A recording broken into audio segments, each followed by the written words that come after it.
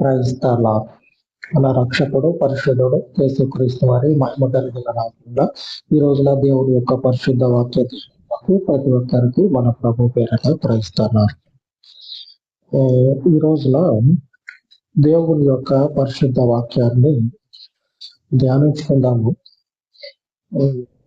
ఎఫెసీయులకు రాసిన మొదటి పత్రిక 9వ వచనం. వాక్యాన్ని మనం అర్థం చేసుకోవాలి. ఆ వాక్యము ఈ రోజున మనం ధ్యానించుకునేటువంటి వాక్యము కొంచెం లౌకిక జ్ఞానం కలిగి మనం చెప్తున్నట్లయితే తొందరగా అర్థమవుతుంది. లోకానుసారంగా కొన్ని విషయాలు ప్రస్తావించి ధ్యానించినట్లయితే తొందరగా అర్థమవుతుంది. చూద్దాము. ఎఫెసీయులకు మొదటి అధ్యాయము 9వ వచనం. మనకు సంపూర్ణమైన జ్ఞాన వివేచన కలుగుటకు ఆ కృపను మన ఎడల విస్తరింపచేశాను. మనకి సంపూర్ణమైన జ్ఞాన వివేచన కలుగుటకు ఆ కృపను మన ఎడల విస్తరింపచేశాను. అనగా లేఖనంలో రాయబడినటువంటి అర్థం ఏంటంటే, దేవుని యొక్క దయా సంకల్పము చొప్పున కాలము సంపూర్ణమైనప్పుడు, అంటే దాని సమయం వచ్చినప్పుడు క్రీస్తు కృప అనగా ఈ క్రీస్తును గూర్చినటువంటి విషయాలన్నీ కూడా మనకు అర్థం కావాలని దేవుడు తన కృపను, అంటే క్రీస్తుని ఏం చేస్తా ఉన్నాడంటే మన పక్షంగా ఆ జ్ఞానం కలిగి ఆ జ్ఞానము చొప్పున మనము క్రీస్తులో విస్తరించినట్లు మన యొక్క విశ్వాసం, మన యొక్క పరిధి విస్తరించులాగున ఆ కృప మనకి అనుగ్రహించబడింది. కాలం సంపూర్ణం కావాలి అంటే దాని సమయంలో ఆయన ఏం చేస్తా ఉన్నాడంటే తన కార్యాలను జరిగిస్తా ఉన్నాడు. మనకి సంపూర్ణమైనటువంటి జ్ఞానం ఎప్పుడు వస్తుంది? రోజులు, పరిస్థితులు, అలాగనే కాలం మారుతా ఉన్నప్పుడు మనకి సంపూర్ణమైనటువంటి వివేకము, జ్ఞానం అనేది కలుగుతుంది. ఒకడు పుట్టిన వెంబడే వానికి అంత జ్ఞానం వచ్చేస్తుందా? రాదు కదా. ఈ లోక జ్ఞానం అయినా సరే ఆ మనుషుడు ఎదుగుతా ఉన్నప్పుడు పరిస్థితుల మధ్యలో నిలబడాలా. ఆయా సందర్భాల్లో ఆ మనుషుడు ముందర ఉండేటువంటి పరిస్థితుల్లో, వెనుక ఉండేటువంటి పరిస్థితుల్లో ఆ పరిస్థితులకు తగ్గట్లుగా ప్రవర్తించినట్లయితే లౌకిక జ్ఞానం అనేది మనుషునికి కలుగుతా ఉంది. ఏది? ఈ లోకానుసారంగా మనుషుల్ని చూసుకున్నట్లయితే ఈ లోకపు జ్ఞానం అనేది మనుషునికి ఆయా సందర్భాలను బట్టి అనుగ్రహించబడతా ఉంది. పుట్టినంబడే ఎవరికి కూడా జ్ఞానం అనేది రాదు. సరే, అలాగని చెప్పనని పెరిగి పెద్ద అయినాక జ్ఞానం అనేది వస్తుందా అంటే అప్పుడు కూడా రాదు. మరి ఎప్పుడు వస్తుంది? ఆ జ్ఞానము పరిస్థితులకు తగ్గట్లుగా, వయసుకు తగ్గట్లుగా మనము అన్ని విషయాలలో మనము నడుచుకున్నట్లయితే, అన్ని విషయాల్లో మనము పోయి నిలబడ్డట్లయితే అప్పుడు మనకి జ్ఞానం అనేది వస్తుంది. మనకి ఈ లోకపు వివేకం అనేది మనకు అప్పుడు కలుగు. అందుకే కదా చెప్తా ఉంటారు, ఇంట్లో కూర్చుంటే ఏమి రాదు, నలుగురు మధ్యలో గోమిస్తేనే మనకి తెలివి అనేది వస్తుంది అని అంటారు. మరి క్రీస్తును కూర్చున్నటువంటి ఈ జ్ఞానం అనేది మనకి ఎలాగ అబ్బుతుంది? ఎలాగ మనకు వస్తుంది? వచనంలోనే రాయబడ్డది. మొదటి నుంచి చూసినట్లయితే మీకు అర్థమవుతుంది. 9వ వచనం. కాలము సంపూర్ణమైనప్పుడు జరగవలసిన ఏర్పాటును బట్టి ఆయన తన దయా సంకల్పము చొప్పున తన చిత్తమును గూర్చిన మర్మమును మనకు తెలియజేసి, తన చిత్తమును గూర్చినటువంటి మర్మాన్ని కాలము సంపూర్ణమైనప్పుడు, అనగా క్రీస్తు రాకడ అనేది ఏది? మొదట రాకడ. ఆ మొదటి రాకడ అనేది ఏ సమయంలో వస్తుందో ఆ సమయంలో దేవుడు తన యొక్క మరుగైనటువంటి మర్మాన్ని బయలుపరిచినాడు. ఆ మొదటి రోజుల్లో బయలుపరిచినప్పుడు ఒక్కరు ఇద్దరు అనగా కొద్ది మంది వేళ్ల మీద లెక్క పెట్టే అంత, ఈ వేళ్ల మీద లెక్క పెట్టగలిగే అంత మంది క్రీస్తు కృపను, దేవుని కృపను కనుగొన్నారు. దేవుని కృపను కనుగొన్నారు అనగా దేవుని క్రీస్తుని కనుగొని ఆయనను వెంబడించడం మొదలుపెట్టారు. కాలము సంపూర్ణం కావాలి, దానికి కూడా కాలము సంపూర్ణం కావాలి. ఆ మొదటి సమయంలో కాలము సంపూర్ణమయ్యి క్రీస్తు వచ్చినప్పుడు క్రీస్తుని వెంబడించినటువంటి వారు బహు స్వల్పంగా ఉన్నారు. ఆ స్వల్పంగా ఉన్నటువంటి వారికి దేవుడు తన యొక్క దయా సంకల్పాన్ని ఆయా పరిస్థితుల ద్వారా ఒకటేసారి ఇక యేసుప్రభు వచ్చాడు, ఈయనే లోక రక్షకుడు, ఈయన అంటే మనకు నిరీక్షణ ఉంది, ఈయననే మన యొక్క ప్రాణాలకి ఉత్తరవాది, అంటే మన ప్రాణాలకి ఈయన గ్యారెంటీ అని ఇక అందరూ ఇక కట్టగట్టుకొని యేసుప్రభు వెంబడి పోయింది లేదు. అటు తర్వాత పరిస్థితుల్లో నలిగిపోయి, అటు తర్వాత ఎన్నో భయంకరమైనటువంటి స్థితిగతుల మధ్యలో వాళ్ళ యొక్క ఆత్మీయ ప్రయాణాన్ని కొనసాగించటం ద్వారా ఆ దేవుని యొక్క దయా సంకల్పాన్ని, దేవుడు అనుగ్రహించినటువంటి జ్ఞానము చొప్పున ఆ కృపను ఏం చేస్తున్నారంటే ఉపయోగించుకున్నారు. దేవుడు ఇచ్చినటువంటి ఆ కృపని ఏం చేశారంటే వారికి కలిగినటువంటి వివేకము చొప్పున, జ్ఞానము చొప్పున వాళ్ళ యొక్క ఆత్మీయ స్థితి విస్తరించుకుపోయింది. ఈ రోజు కూడా అదే జరుగుతా. దేవునికి సమస్త ఘనతకు అనుగుణంగా మొదటిగా మనం చూసినట్లయితే యోహాను సువార్తలో వచనం రాయబడ్డది. ఆ వచనాన్ని మనం ఒకసారి చూసినట్లయితే అంటే దేవుని వద్దకు వచ్చినటువంటి వారందరూ కూడా ఆయనలో నిలబడతారేమో కానీ ఆయన రాజ్యంలో నిలబడటం అనేది చాలా తక్కువ. దేవుని వద్దకు వచ్చినటువంటి వారందరూ కూడా ఆయనలో నిలబడవచ్చు, కానీ ఆయన రాజ్యంలో నిలిచేది ఎవరంటే బహు కొద్ది మంది మాత్రం, స్వల్పం. యోహాను సువార్త 16వ అధ్యాయము 13వ వచనంలో రాయబడింది.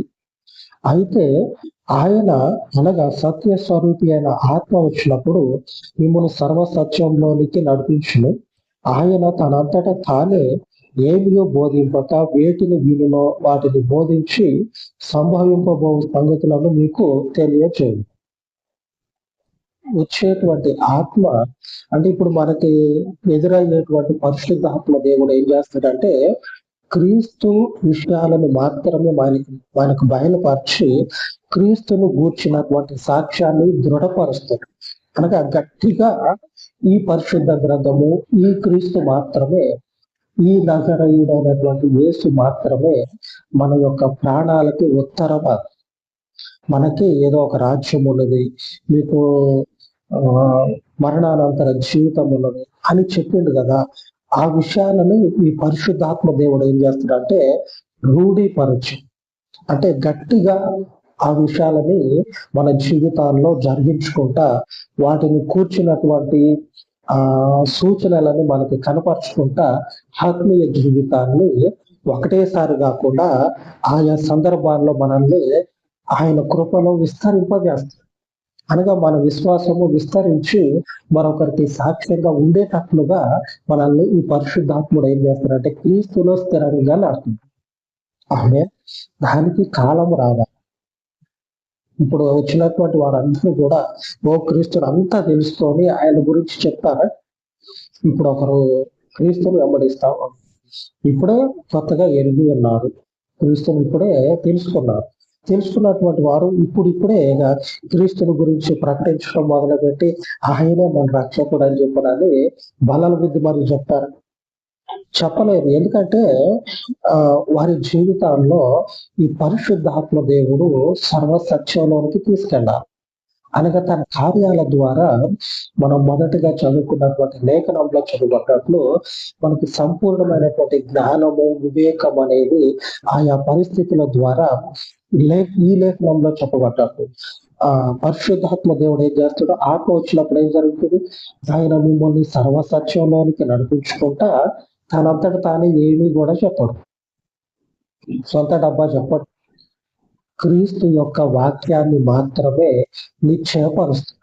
పరిశుద్ధాత్ముడు ఏం చేస్తాడు, క్రీస్తు యొక్క వాక్యాన్ని మాత్రమే రూఢీపరచి, అవును ఈ వాక్యమే నిలబడేది అని ఆ వాక్యం పక్షంగా తన కార్యాన్ని జరిగిస్తాడు పరిశుద్ధాత్మ దేవుడు. ఈ పరిశుద్ధాత్మ దేవుడు అందరి మీదకి దిగొస్తాడా? అందరి మీదకి దిగొస్తాడా? అనుకూలమైనటువంటి హృదయము, ఆయనను అంగీకరించేటువంటి మనస్సు, యోగ్యమైనటువంటి ప్రవర్తన. ఆల్రెడీ ఒకడు ఆ యోగ్యమైన ప్రవర్తన లేక శిష్యుల్లో నుంచి, సంఘంలో నుంచి వెలివేయబడ్డాడు, శపించబడ్డాడు. ఇస్కరియోతు యూదా యోగ్యమైనటువంటి ప్రవర్తన కలిగి ఉండడం లేదు కదా. 12 మందిలో ఒక్కడు యోగ్యమైనటువంటి ప్రవర్తన లేని కారణంగా శపించబడ్డాడు. మరి లెక్కింపలేనటువంటి ప్రజల మధ్యలో ఎంతమంది యోగ్యమైన ప్రవర్తన కలిగి ఉన్నారు? ఎంతమంది లేకుండా ఉండొచ్చు? 12 మందిలో ఒకళ్ళు పక్కన. మరి ఇప్పుడు ఉన్నటువంటి ప్రజలందరిలో యోగ్యమైనటువంటి ప్రవర్తన, ఆ పరిశుద్ధాత్ముడు వచ్చి నివాసము చేయగలిగేటువంటి హృదయము ఎవరికి ఉండదు. ఆయనను అంగీకరించడం ఇక దేవుని యొక్క పరివారం అంతా, దేవుని యొక్క క్రీస్తు యొక్క దూతలు, దేవుని యొక్క బలం అంతా వచ్చి మన మీదకి వచ్చి నిలబడదు. ఆయనను మనము అనుసరిస్తా ఉన్నప్పుడు, ఆయనను మనము వెంబడించే సమయంలో మన యొక్క ఆత్మీయ స్థితి ఎలాగున్నదో దానిని బట్టి పరిశుద్ధాత్మ దేవుడు మనల్ని నడిపిస్తాం. అంతకు మునుపు కూడా ఇదే జరిగింది. ఎక్కడ అంటే సంఖ్యాకాండము 14వ అధ్యాయము 38వ వచనం. అయితే సంఖ్యాకాండం 14:38 వచనం. అయితే ఆ దేశంలో సంచరించి చూచిన మనుషులలో నూను కుమారుడు యెహోషువయు, యోఫున్నె కుమారుడు కాలేబును బ్రతికేది. అప్పుడు కూడా ఎంతమంది పోతారు?